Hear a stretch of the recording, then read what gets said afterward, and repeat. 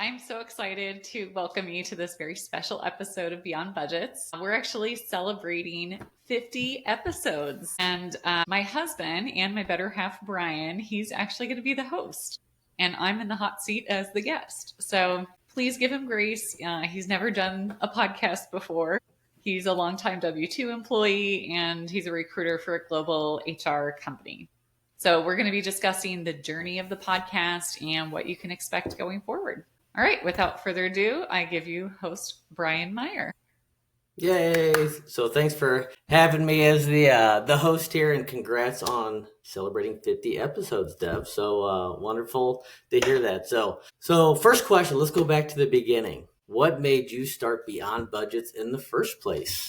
That's a big question. So I have the short answer is to help parents build wealth in alignment with their values. I'm super passionate about helping families really take control of their finances and feel more confident about their financial decisions. The long story starts a little bit before then. So when I started my registered investment advisory firm, WorthyNest, back in late 2016, I had a vision to, serve lots of people, but I realized I only have so much time in the day. And one-on-one relationships, they take a lot of time and cultivation, and they are great. I love the one-on-one relationships I have with clients, but I also felt like my experience in the industry and coming at it also from a faith dimension and as a parent, I felt like I had a unique perspective to offer, and I really wanted to spread that message with more people, helping with education, even from an early time of the registered investment advisory firm, doing blog posts, and then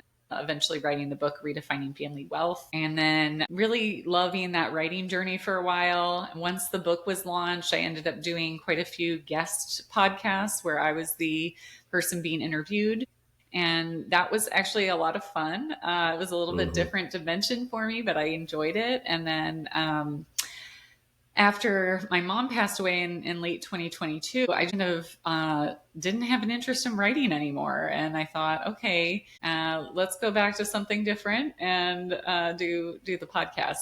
It was about 10 months after she passed away that we launched Beyond Budgets podcast. And it was a really healing time for me, still going through a lot of grief associated with losing her. So I hope the timing of the launch and everything. I hope I brought some enthusiasm and excitement to it for you, you longtime audience listeners, or even if you just discovered the podcast recently. It's definitely been a journey, and I'm so grateful to be celebrating 50 episodes about 2 years later. What a journey. So 50 episodes. I mean, you just shared a lot there. So going back to doing a little homework. So you launched the podcast back in November of 2023. Yep. So maybe talk to me about how your vision changed since then. Maybe what's different now than you expected at the start. Yeah. So it's been, I do feel like when I started, I had a very clear idea of guests that I wanted to have on the podcast. So a lot of the early interviews were people that I admired in the financial services industry that I had already known. They were people in my network that I thought had some valuable information to offer. And then as the podcast evolved, I realized, hey, there's a lot of cool people that I've never even met, but are now starting to pitch me and say, hey, could I be a guest on the show and offer this valuable insight? So that's been kind of interesting, broadening my circle of who I'm interacting with in financial services, but even finding guests that are outside financial services that have great messages for parents. I don't think money and financial wealth, that's the only be all and end all. It's really about having a greater future for your family and showing up in the best possible way as a parent. So I know one of the guests we had, Rita Johnson, recently over the summer, and she was talking about physical wellness and what you can do to help your body, what kind of things you should be eating, and really focusing on that aspect of it. We touched a little bit on financial stuff and some of her travels, but the main focus was how can we be physically well and understanding the trade-offs when it comes to food choices, eating, how that does impact the budget, but it can be a short-term financial pain, but for a long-term gain of better overall health. So I think that's been kind of the pivot, is not just focusing on strictly financial concepts or bringing in people just in the financial community, but really trying to broaden the assistance that we're offering and the education that we're offering through the podcast. I love that. I know you spoke about values-based financial planning, but also that physical financial well-being is such an important part of the holistic approach that you provide. So wonderful. So I know our audience wants to take a peek behind the curtain. So tell us some of the juicy stuff. What's something your audience might be surprised to learn about what's really like to create and maybe running this podcast? I think it surprises people when they find out I don't have a fancy studio. I do it wherever we live. So you've probably seen, if you've noticed some of the YouTube videos, like shorts or some of the more recent episodes that we've done, the full videos, that the behind the scenes actually changes depending on which state we're living in, right? Of course. So now we're based here in Florida, and we were based in Florida previously. Yeah, it's been a fun journey of, okay, I don't have this elaborate podcast studio. It's literally getting the right mic and the headset and going wherever we happen to be. So when we were taking our road trip over the summer, fortunately, I'd already scheduled all of the interviews prior to that. So I didn't have to bring all of that equipment on the road. But yeah, I'm also super grateful. I've had Tammy with Wildfire Creative as my podcast editor since day one. And she really was pivotal in helping launch the podcast, helping me as a newbie figure out, what some of the nuances were. She helps a lot of different podcasters. That's been super helpful as well, having someone who knows the industry, knows what the right formats and things like that are, and being a good sounding board when I have ideas and I'm like, hey, is this something worth pursuing or not? So she helped me kind of early on define, okay, we're going to do it this length of time instead of doing 1.5 hour long episodes. Let's try to get something more digestible in a half hour, 40 minutes, sometimes even less on the solo episodes, because busy parents don't have a lot of time to listen to super lengthy episodes, right? So it's stuff like that I really do credit her team in helping shape this podcast over the years. Oh, definitely. It always takes a village sometimes. And, 50 episodes, you've probably learned a lot. So there's probably been some really powerful episodes, of course, conversations, and maybe some solo stories that really stick out with some of the people that you've spoken with. But tell me which ones stand out to you, maybe the most, and why. Yeah, there have been so many good episodes. It's hard to encapsulate. I think one of the ones that was most impactful for a lot of parents, especially if they have kids in middle school or high school, was Ann Garcia's episode on college planning more recently. And then even early on, Joe Messenger came on and talked about college planning from a little bit different angle.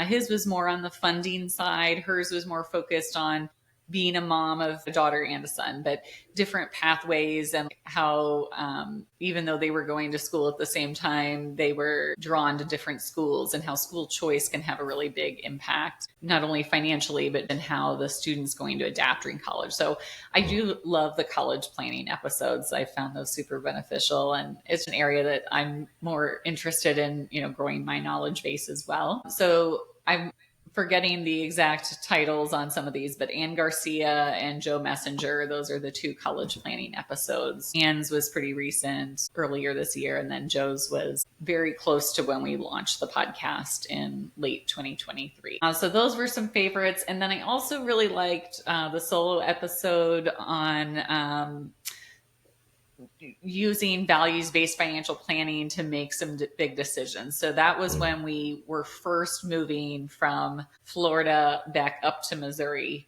and feeling like this was the right thing to do. I felt the Lord very strongly calling us back. And even in retrospect, now that we're back in Florida and it wasn't as great a fit as we thought, and there's still so many cool lessons that I learned from our time back in Missouri.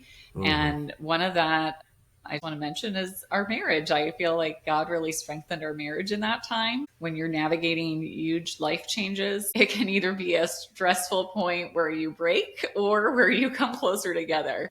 And for us, I felt like it was really coming closer together. So that's been my perspective. Maybe you want to weigh in on that as well, if that's been your takeaway. But I also think moving back to Missouri was helpful from a grieving process perspective. So I ended up taking a grieving group session where we met every week for 2 months, and we had all lost someone that we loved deeply. And that was a really healing process as well. So the episode leading up to that move, I think, was a really cool one. And then I haven't really recorded too much in terms of lessons learned. Although I think I did just recently talk about a few high-level lessons. I haven't shared all of the nitty-gritty details as much.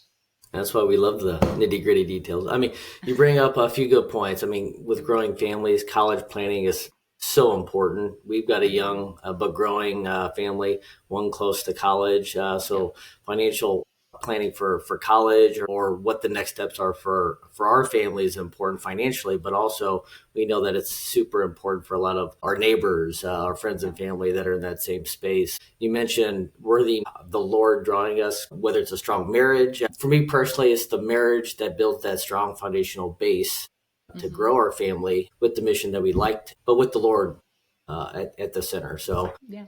And I know you've brought this up many times, but faith, family, and finances is what's really paramount to WorthyNest, and I can really see it in your work. So kudos to you. So, okay, so I know you work well with parents, growing families, of course. What do you wish every parent could understand about money, maybe regardless of income or background? Yeah. I think it's important to realize that any kind of mistakes you've made in the past with money don't have to define your future. I want you to hear that again because you can hear it, but not really process it. So any mistakes you've made in the past don't have to define your future. And even as a financial advisor, I still make financial mistakes. I mean, honestly, like our whole moving back and forth, it was a big financial sacrifice both ways, right? But at the end of the day, you use those as learning opportunities, and you can build off of those quote unquote failures or mistakes and really shape the trajectory going forward, knowing, hey, I've already tried that. It didn't work. Let's move on and do something different. Maybe experiment in some other way, right? So that I think is the most important lesson for people to realize as they're on these journeys. But also, it's not all about money. I mean, honestly, what we do, we've been very financially blessed over the last several years, but we're not going out and spending it on tangible things. I mean, we're driving pretty modest vehicles and living in a pretty modest house, and it's a beautiful house. I love it, and I love our vehicles, but they're not the be all end all. I do think it's important when you are blessed financially that you're also realizing it's not about the tangible things. It's about the relationships. It's about how you can serve others with that money. So generosity has been huge in our family, and I'm not going to go into exact numbers on what we spend on charitable giving, but even you sometimes whoa, we did that much to charity last year. I'm like, yeah, we did. But we've been so blessed with that opportunity to use financial resources as a giving tool. Absolutely. It's gratifying when you can get to a place of contentment with finances where you don't feel like you're always behind the eight ball. And, for some people, they just never find that contentment because they're always pouring into some new thing, right? And for others, we can find it. We take a very balanced, prudent approach. And yes, there's some hard work involved, but also there's some blessing as well. So it's a combination of your own efforts, but also God sometimes puts certain people in positions to earn more money and have more financial resources, just as you think about the parable of the talents. Some people are going to grow those talents and some people are going to bury them in the ground. Right. And no, I love the parable any listener of Beyond Budgets is able to grow those talents, right? No, those are some wonderful comments. And I love how you brought up generosity because a lot, it's not about so much money or the level of income. It's what we do with it. It's how we harness our treasures, our talents, of course, to make the most of it, Lord willing. But at the same time, I think it's about building that financial peace, right? We talk a lot about building financial peace, not just financial success in terms of buying things. But how has, doing this podcast maybe changed your own relationship with money and parenting? Yeah. It's been interesting, especially when I bring on other guests to get their perspectives on how they're living their lives. Learner is my top strength. So whenever I bring on a new guest, I validate that. I mean, I rubber stamp that. That's true. You see the books by our nightstand.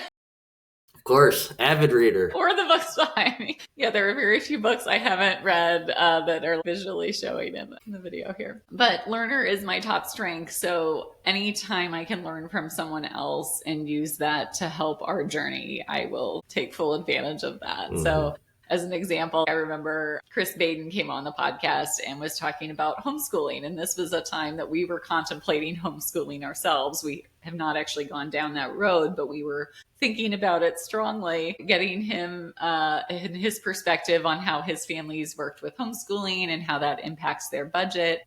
It was really interesting and helpful for me to hear some of that insight. And so I think as I get different guests on, and you probably notice this as a listener, I'm really like, yes, I'm trying to help you, but I'm also trying to get fresh ideas of how we can adapt some of our family situation. I also had Clifton Corbin on fairly early on, and he was talking about allowances and are they appropriate or not with kids. And even how to engage in money conversations with your kids. So I was using some of his tools. I asked him, I said, hey, my son, at the time he was 10, this is our middle son. And I was having a hard time getting through to him. Anytime we go to Target, he'd be like, hey, can I buy Pokemon cards? And I was like, we have a lot of Pokemon cards. Like, do we really need another set of Pokemon cards? But then he's like, well, if he's interested in Pokemon cards, maybe some of the money conversations could be around Pokemon cards. Already gravitate towards what they are naturally wanting to talk about, and then figure out ways that you can take those concepts and bring them into something they're already interested in. Or I think it was something about video games as well, because our oldest was really big into video games at the time. So then I was like, well, let's figure out how we can talk about video games and incorporate personal finance concepts. So yeah, I mean, that's been a big help, hearing some of the perspectives of other guests and how they're navigating it in their own families.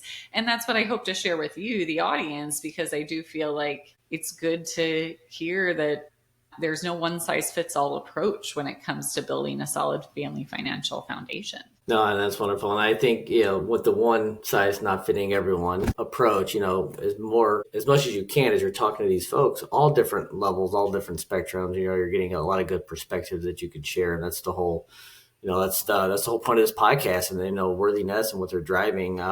Which brings me to my last and final question. So here's a big one. So tell us, what's next with Beyond Budgets, or for Beyond Budgets? What's next? What are you dreaming about in the next chapter, Deb? Yeah. Well, I love this format of doing every other week episodes. I think it's helpful to have a solid base there, but I am excited to continue to bring on more guests that are going to really help you become a well-rounded parent. And that might be people outside the finance industry. So be on the lookout for that. I'll be bringing finance experts in as well, but I do think it's important to have that balance. And I'm also excited to continue on with some of the solo episodes. I know usually when clients are working with me one-on-one, if they found me through the podcast in some way, shape, or form, they say, oh, I really found this solo episode to be helpful as I'm thinking about estate planning or whatever the technical topic is. So I try to keep the solo episodes more technically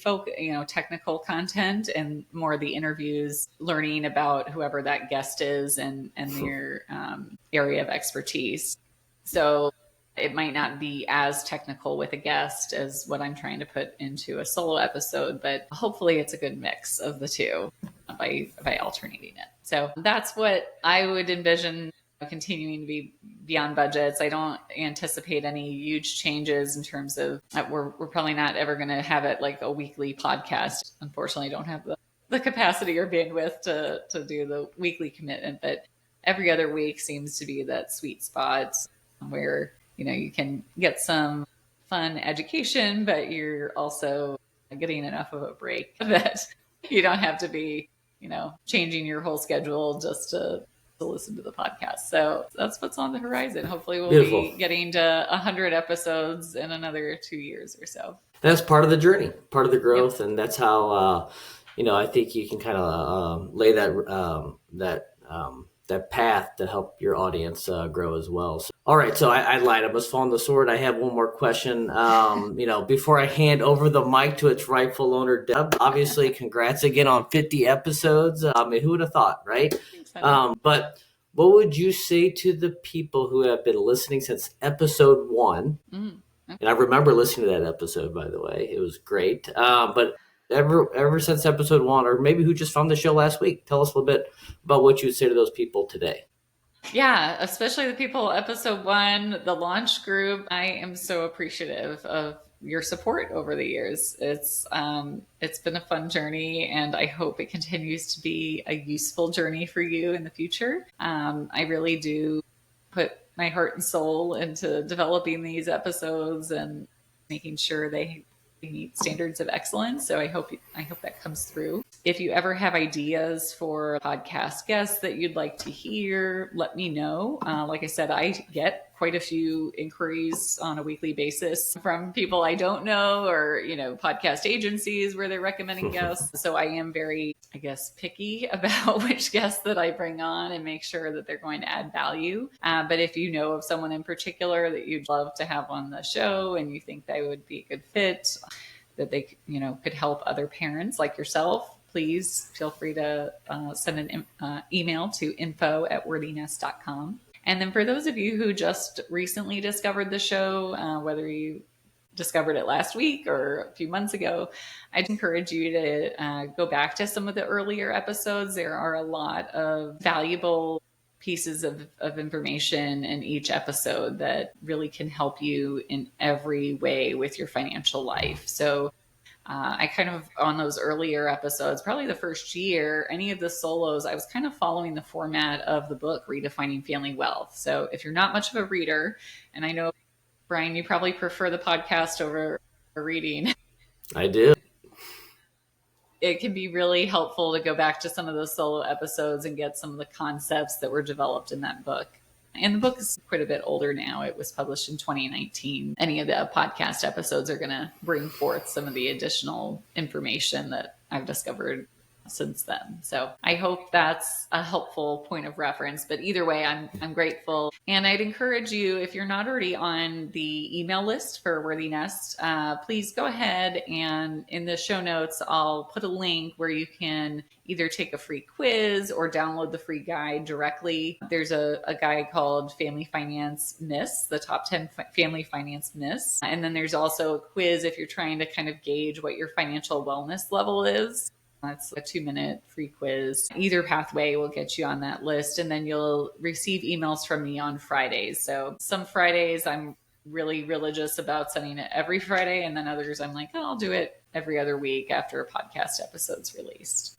One other way to find us, if you're interested in videos, we do post some shorts, and occasionally we'll post the full-length video episode on YouTube. So that's another place to find us with Beyond Budgets podcast. Awesome. Well, Deb, thanks for having me. Love to be the host. Congrats again on 50 episodes. Wonderful insights, of course. You always bring the enthusiasm and faith, family, and finance. So thank you again, and congrats. Thank you for hosting, honey. I really, really do appreciate your support over the years. And I couldn't have done any of this without your love and steadfast support, honestly. Absolutely. Right back at you. Okay. Well, Congrats again. See you guys. Bye.